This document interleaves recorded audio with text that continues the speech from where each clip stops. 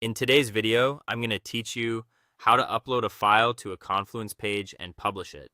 We'll move through the process from start to finish so your file ends up right where your team expects to find it. To begin, open the Confluence page where the file should be added. This could be a page you own, a project page in your team's space, or any page where you have editing access. Make sure you're on the correct page so the file appears in the right context for your readers. Next, click Edit. This switches the page into the editor, where you can make changes to the content. You'll see the editing toolbar appear, and the page body will become interactive.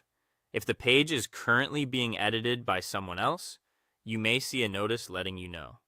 In that case, wait until the page becomes available to avoid overwriting changes.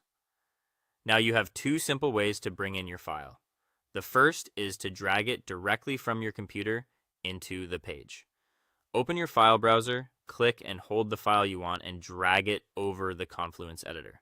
When you see the drop area highlight, release the mouse. And Confluence will start attaching and, if supported, embedding the file right on the page. This is a quick, reliable option that feels almost instant once you get used to it.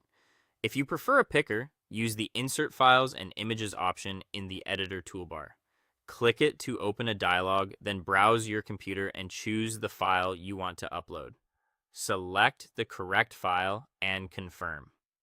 This route is especially helpful if you're not sure where the file is located or you want to double check the file name before attaching it. After choosing your file, wait until the upload is complete. You'll typically see a progress indicator or a brief status message.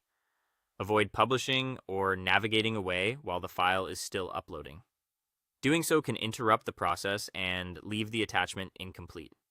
When the progress finishes, you'll see the file appear on the page as an embedded item or as a link, depending on the file type and your page layout.